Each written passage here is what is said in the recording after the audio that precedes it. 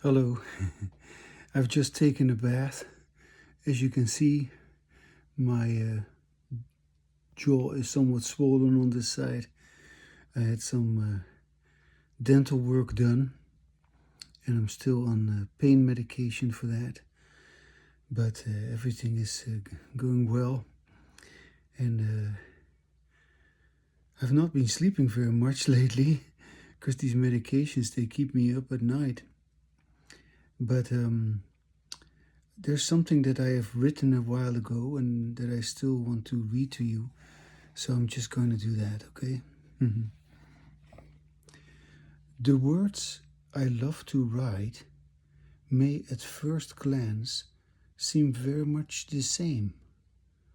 But if you would read them how they should be read, if you read them out loud while you are listening to your own voice, you will find something peculiar happening, which doesn't occur and which cannot occur with any other kind of text.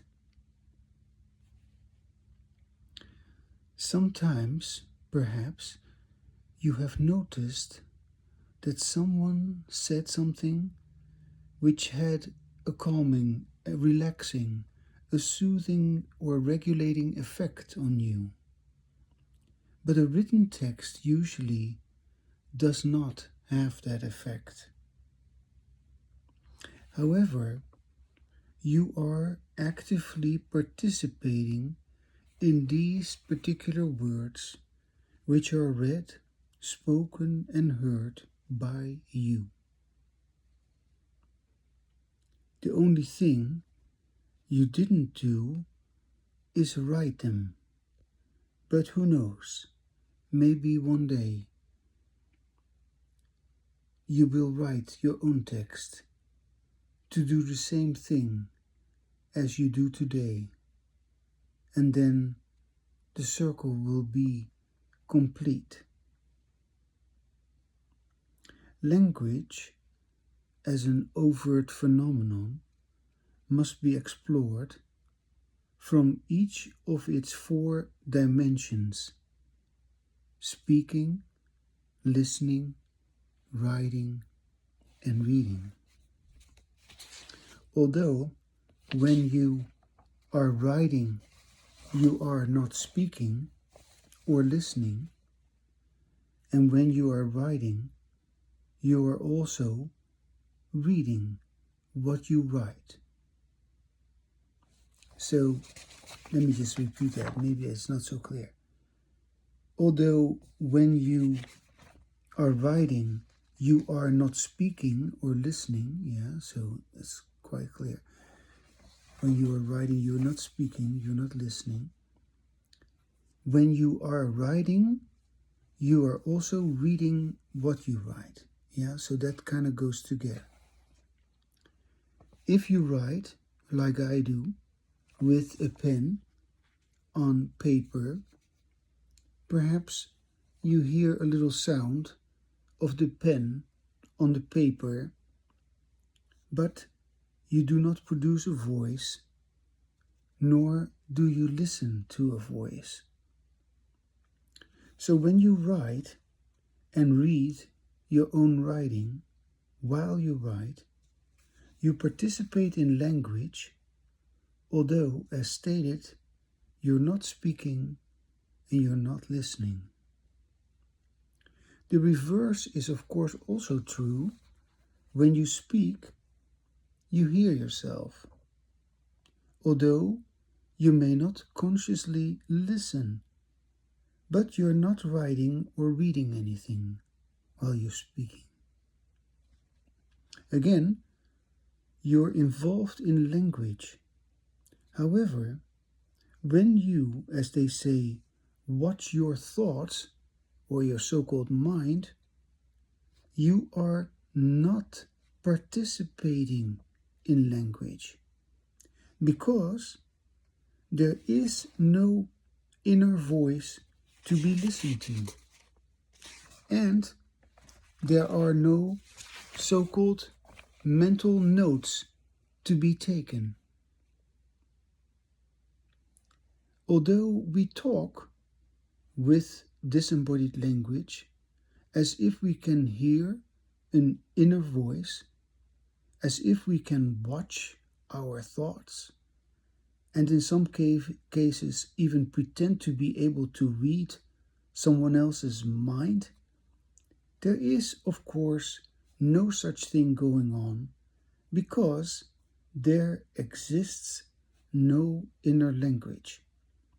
And the illusion of inner language was created by our disembodied language, in which we do not listen to ourselves while we speak. But this illusion of inner language is absent in or during our embodied language, in which we listen to ourselves while we speak. Therefore, only in embodied language can we be truly and fully verbal. But in disembodied language, we are distracted by non-existing imaginary language, which isn't spoken, heard, written, or read, and which therefore contradicts real language and creates many, many problems. So our illusion of inner language creates many, many problems. We haven't even begun to scratch the surface of how many problems are created by our false notion of inner language. Obviously, we only remain involved in disembodied language and in the illusion of inner language because our body is stressed, tense, and it is excluded from our use of language. This is why I call it disembodied language. We have no sense of having a body. We have no sense of our body when we engage in disembodied language. You could say we're just talking heads. Yeah, we're disconnecting everything that is below our neck. If the body would be included, we would use our language to relax our body and to express our well-being, which of course sounds totally different from when we are upset, fearful, frustrated, angry, stressed, threatened, or anxious. So if we do what I've just described and what I have done already so many times, if we do what I have said, if we speak with ourselves and listen to ourselves, we are not calming down our mind, we are not introspecting or becoming more peaceful or more quiet or more relaxed, but we use our language very differently. Because in embodied language, we hear ourselves, while in disembodied language, we do not hear ourselves.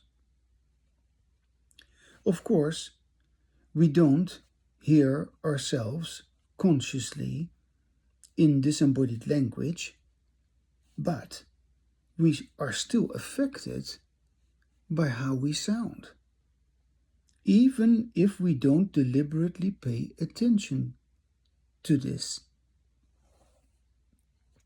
So, this is a peculiar thing, that sound has its effect regardless whether we listen to ourselves or not. And we couldn't say the same thing about reading, because if we don't pay attention to the words that were written, we couldn't comprehend what was written.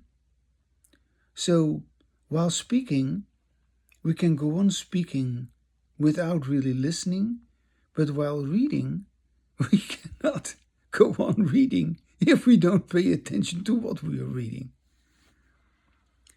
However, we can write and read what we write. However, we can write and read what we write while we are writing.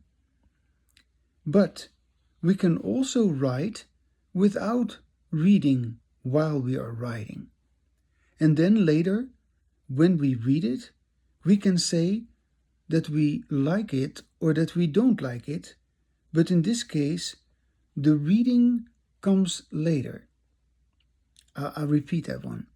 So we can write and read what we write while we are writing.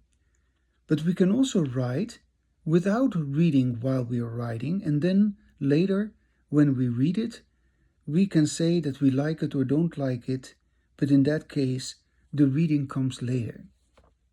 Similarly, we can make a recording of our speaking, and during this recording, we can listen while we are speaking, and we can also just go on speaking without listening, and then later on, when we replay what we have recorded, we can like it in those moments that we listen to ourselves, and we can also say we don't like it in those moments that we didn't listen to ourselves.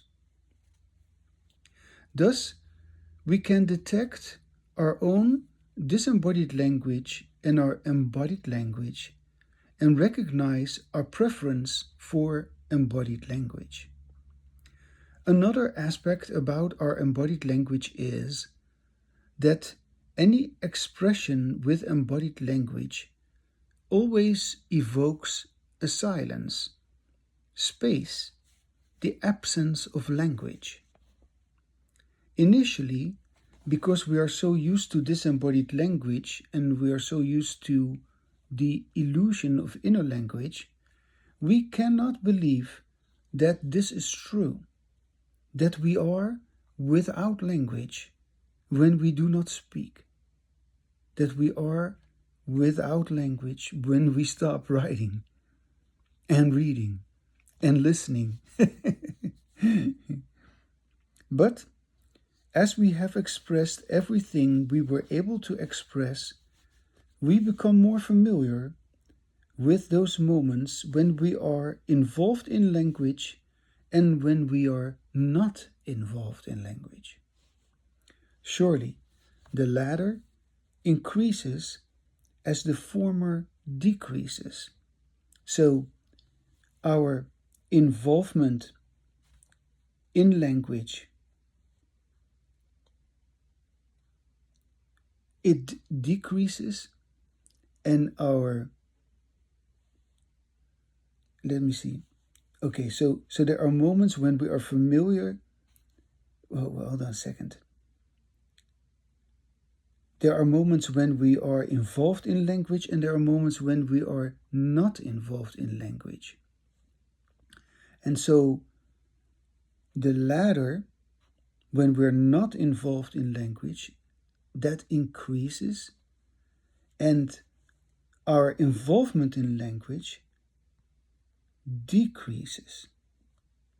So, isn't that clear now? Our lack of involvement in language will begin to increase, and our involvement in language begins to decrease. And this, of course, goes hand in hand with our increase of our embodied language and our decrease of disembodied language. And another way of saying what I've just said is, of course, that we become more silent because our involvement in language decreases as our involvement in embodied language increases. Yes. Okay.